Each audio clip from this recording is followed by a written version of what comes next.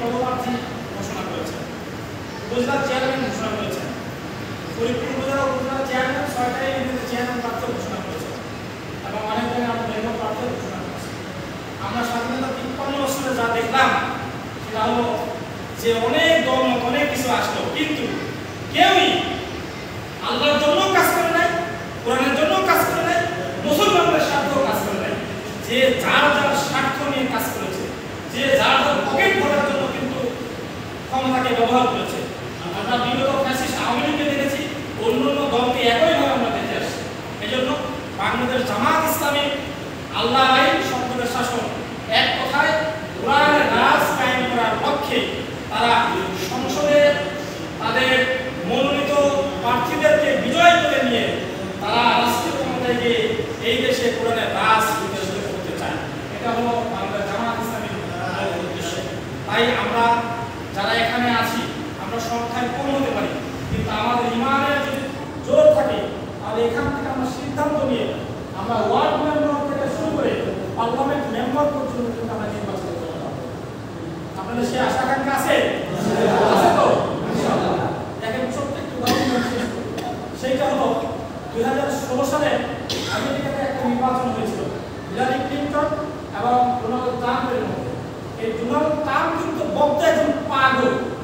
Donald Trump মূলত একজন TV উপস্থাপক এবং একজন ব্যবসায়ী ছিল, তার রাজনৈতিক কোনো ক্যারিয়ার ছিল না। তার অপোজিটে আপনার হিলারি ক্লিনটন হচ্ছে 43 বছরের তার রাজনৈতিক ক্যারিয়ার ছিল এবং একই সঙ্গে তিনি সিনেটর ছিলেন, পররাষ্ট্রমন্ত্রী ছিলেন এবং ওনার স্বামী ছিলেন আমেরিকার দুইবারের প্রেসিডেন্ট। তার মানে উনি ফার্স্ট লেডি ছিলেন হচ্ছে 2বার, 8 বছর। এত বড় একটি মানে ক্যারিয়ার মেয়াদ থাকার পরেও আপনার ডোনাল্ড ট্রাম্পের কাছে সেই নির্বাচনে হিলারি ক্লিনটন আপনার পরাজয় বরণ করেন।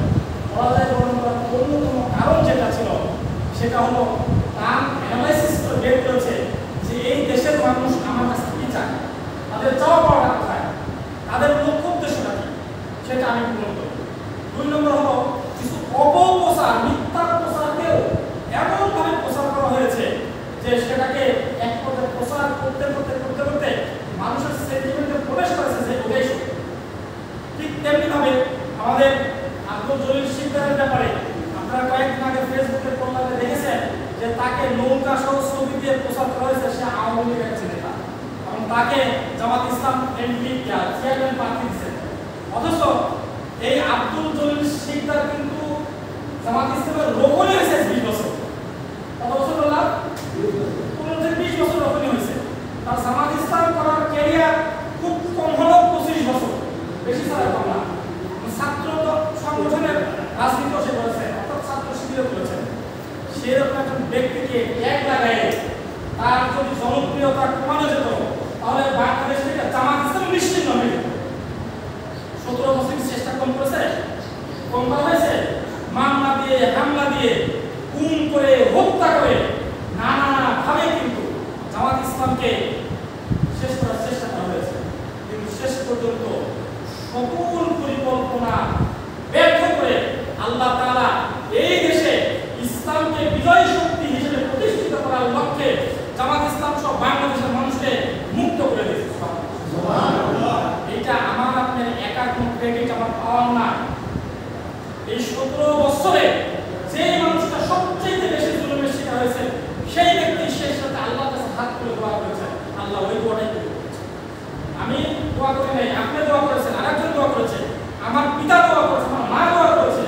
প্রত্যেকজন মজলুম মানুষ এই স্বৈরাচার হাসিনার পতন চেয়েছে, যার জন্য আল্লাহ রাব্বুল আলামিন কিন্তু সেই দোয়ার কারণে আজকে আমাদের নতুন একটি দেশ দিয়েছে।